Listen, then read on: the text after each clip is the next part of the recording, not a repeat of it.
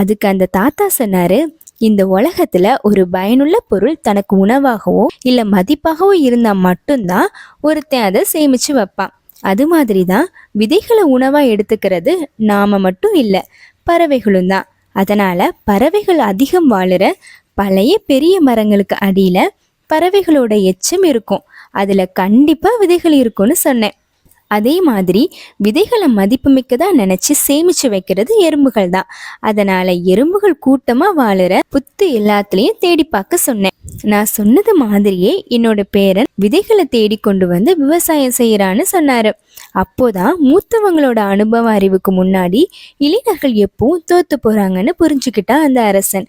உடனே நாட்டை விட்டு வெளியேறின எல்லா முதியவர்களையும் வயசான அமைச்சர்களையும் செய்தி சொல்லி திரும்ப கூட்டிட்டு வந்தான்.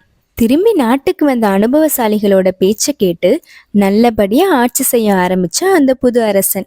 கொஞ்ச நாளுக்கு அப்புறமா அந்த நாட்டுக்கு திரும்பி வந்த பழைய அரசர் தன்னோட மகன் தன்னை விட புத்திசாலியா நாட்டை ஆட்சி செய்யறத பார்த்து அவனையே நிரந்தர அரசனா அறிவிச்சாரு.